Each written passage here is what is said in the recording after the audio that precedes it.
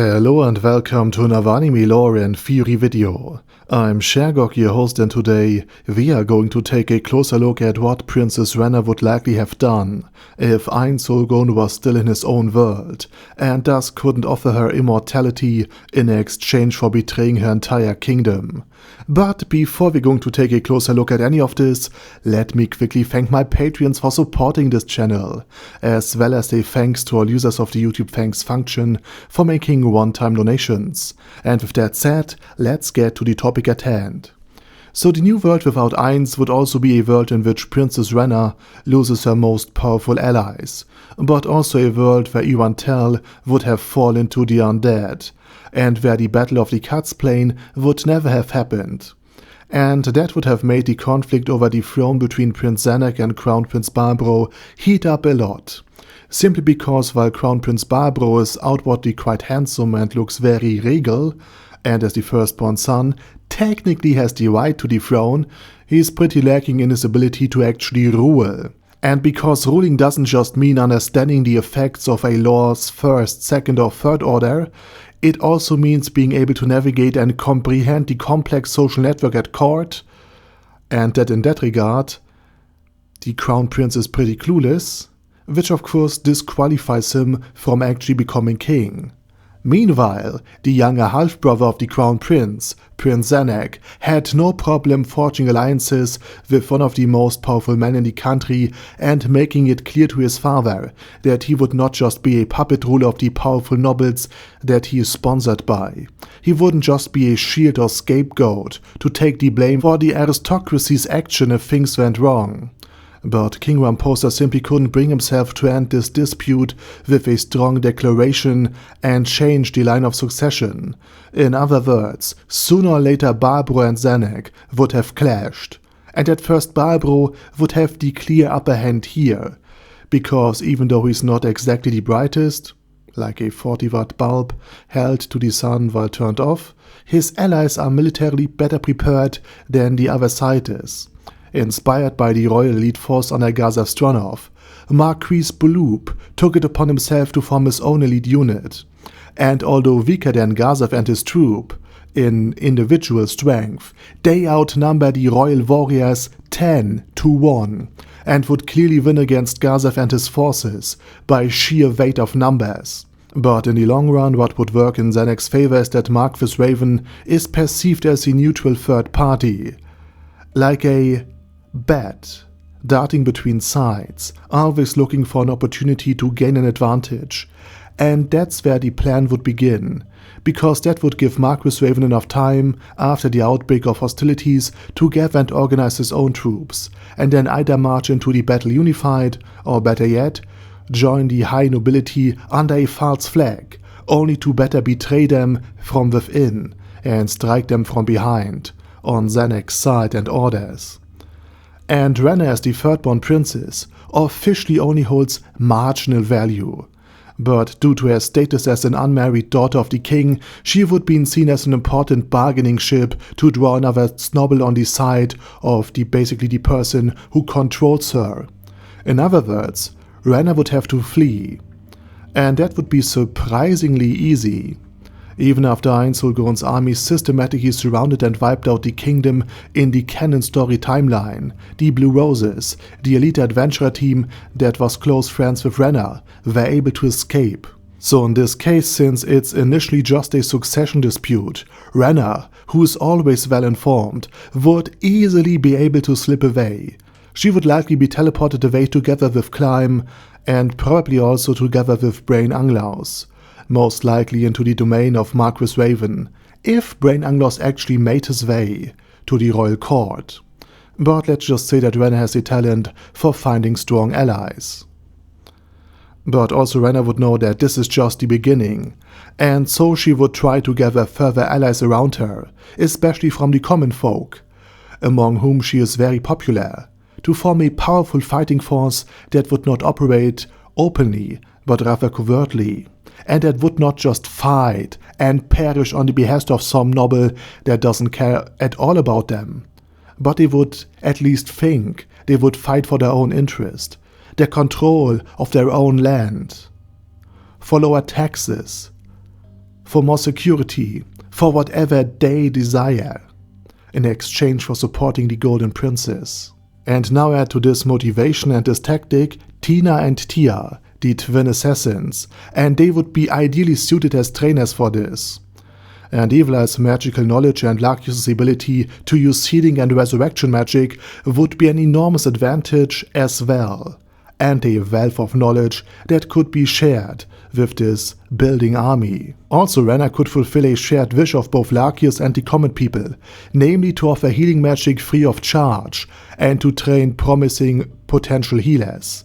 At the same time, agricultural reforms in the medium term boost food production in the domain of, let's say, Marquis Raven, or in any other part of the country where Renner would actually be in control. Meanwhile, Zenek and Barbro would be fighting their succession war in blood, only to then face the threat of the Empire. And this empire would strike during the internal conflict, but not directly against the kingdom at first.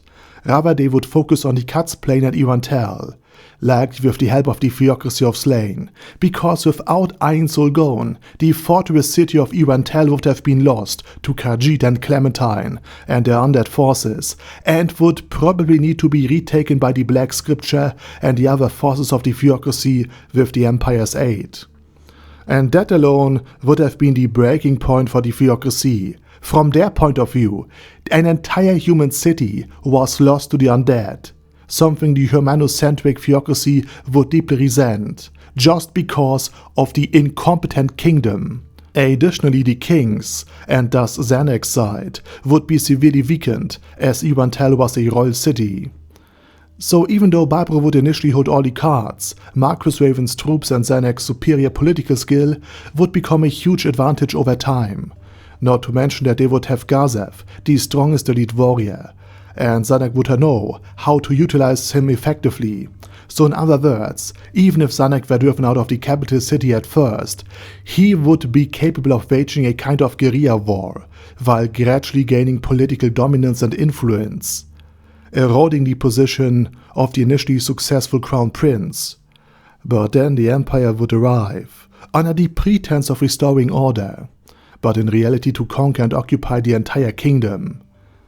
And the two heavily weakened royal sons would be unable to offer any meaningful resistance to this united invading force. In other words, both Zanek and Barbro would be defeated in the field, and Jerknev would occupy the country. But that would only be half the story.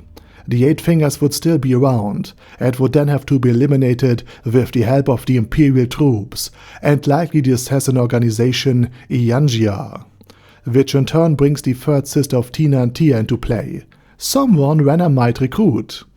By that time, Renner likely would have built up a respectable guerrilla force, maybe even recruited Clementine or former members of the Eight Fingers to strengthen her own troops.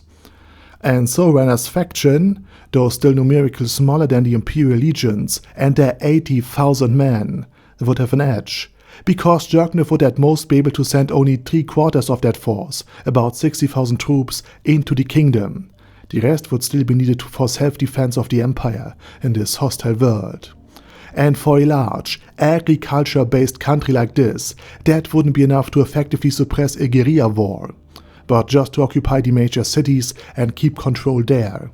And the people, now accustomed to years of war and suffering, knowing that the annual declarations of war and the cleansing campaigns are solely the responsibility of the Empire, would resent Jerknev's rule. Which brings us to Renner's troops. In addition to a guerrilla farmer's army, she would now have Gazev, Brain Anglaus, the Blue Roses, and likely some defectors from Iangia or the ranks of the Eight Fingers. Probably both. But perhaps the most important boost for her troops would be Lachius' uncle, Azud Ainra, who, like Rigrid Berskaru, the former leader of the Blue Roses, has direct connections to Platinum Dragonlord, and the state of Argland, ruled by Platinum among others, borders directly on the northern part of the kingdom. In other words, the dense border forest would serve as a retreat and as a base for this guerrilla force, and likely also be the area in which the Argland Council State would send in all of their aid. Of course, just for civilian purposes. And since the Theocracy backed and presented Jerknev's invasion as a peacekeeping mission to end the civil war and support the Empire, Argland and Platinum would want to support the re-establishment of the kingdom under Renner as a counterbalance to this expansion of power, simply to limit Yggdrasilian influence in the form of a player-founded nation and to maintain a buffer between Argland and Slayn. In other words, Ainz would have Platinum's permission to intervene, and this would confront Jerknev with not just one, but 3 major problems.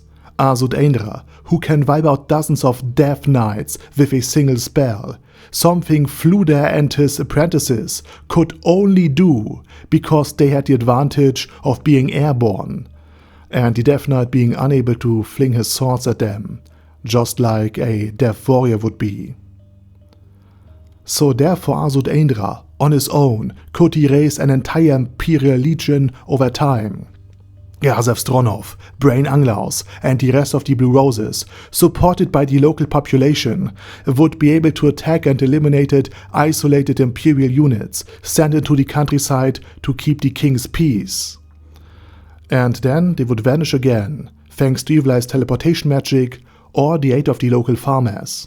And Evil Eye herself would not only be the second problem, the legendary vampire landfall that is, but she, possibly even supported by Rigidbear's Karoo or Platinum Dragonlord directly, might be able to make Fluder Paradane switch side in order to study and learn wild magic in Argland under the tutelage of a real Dragonlord. And this would rob Jerknev of his strongest caster and court mage, and the one who is vital for maintaining the magic build-up that Jerknev was so successful in, simply by scouting promising talents with his eye. So weakened and faced with nothing but mounting costs and losses, and with a theocracy that would be reluctant to risk conflict with Platinum and its allies, Jerknev would have to pull back and focus on stabilizing his own rule at home. Not to mention the threat from the Dragon Kingdom, as the Beastman would continue to raid and attack that land as well. In other words, Jerknev would desperately need his legions elsewhere, in order to keep this other buffer state intact. What would follow is a victory parade, during which the hero of the Liberation Army, Renner's bodyguard, the one who led the nation to peace and prosperity, at least officially, would be elevated to the rank of a Marquis. And then, as a man of proper status and dignity, as a reward for the heroic salvation of the realm, he would marry Renner. And the people would not only rejoice at this, but would openly allow Renner to be with Climb at this point. And because Renner wants to please Climb, she would, as a good golden princess, truly turn Rhea's ties into a rich and powerful nation internally, a kind of enlightened absolute monarchy. Not only would the good geography, fertile soil, and mineral wealth protect and prepare the land for a future defense against any outside enemies, but Platinum Dragonlord himself would act as an external guarantor, which would deter the theocracy from further actions. Instead, they'd focus on Dakem Hugin, the Elf Kingdom, and the Beastman invasion of the Dragon Kingdom. And here's the thing. Since Fluder Paradane and Rigidbear's Karoo are basically now on the same side as Renner, and Renner is not only young but incredibly intelligent, it's possible that the 3 of them together could discover the secret to immortality. After all, Fluder and Rigid extended their lives by 2 centuries through magic, and Platinum would probably not be opposed to having such a military genius by his side forever. In other words, in this scenario, Renner wouldn't be the one who basically sold out her entire kingdom to an undead demonic force, but one of the heroes who saved it and who would still discover immortality in the long run. Because again, adding 2 centuries to her and Climb's life is already doable, thanks to Fluder Paradane's and Rigidbear's Karoo's research. And again, she's a genius and would have 2 centuries to prevent her own death.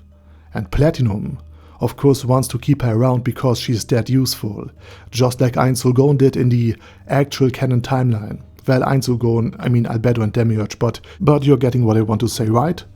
But again, this is just my opinion, what would likely happen if Ainz had never shown up in the Kingdom of Rhea's Ties. What is yours? Let me know it down in the comment section, and while you type, I say thank you very much to all of my Patreons for supporting this channel, thanks to my regular viewers for supporting, liking and commenting, and as usual, I also say my special thanks to Other Daddy Other, ASK, Bad Girl Ye, Bad Burrito 316, Beezer, Ben C, Brandon S, Brandon D, Chrissy, Crowley 0221, Sia, Crystal Prime, Dead Slime, Death is Mercy, Deathless Dragonlord, Demon Xenomorph 1987, Devin Downen, Ding Dong, Din Pep, Dragonlord Placido Saxophone, Duckwagon, Dunkler Krieger, Dystopia, Dystopia II, Enigmatic Unicorn, Feralchivan, Guy with That Head, Hector Marino, Hoss, Huster, Jacob G, Jana B, Jason, J. Morris, Chromius, Kyle R, Lee K. Long, Legendarius, Le Louche Britannia with a Mustache, Lexus Fox, Lord Nishikian Rai, Lord Touch Me, Loverazer, Merovec, Mr. Shoes, Mr. Tweaker, Michael R, Michael Y, Nope, Oh Hell No, Normal Toad, Oh Kill, Overlord General Gasper, Paddy Pentum, Personage, Ruru, Primus 11, Rhinomere, Q&A Caracos P, Shergox's Daddy, Shadow Lightning Wolf, Shrine Keeper, Sir Axolotl, Super Tier Magic Batista Bomb, Supreme Cheese, Staris, Ted, Texas Deer, The Orc Warboss, Rocket Smasher, T.E. Wang, Vash Hawkeye, Vegito27, Venture Fanatic, Wilhelm, Xenokai, and Sonagon. Thanks guys. Anyway, have a nice day, and I hope to see you all again soon on my next video.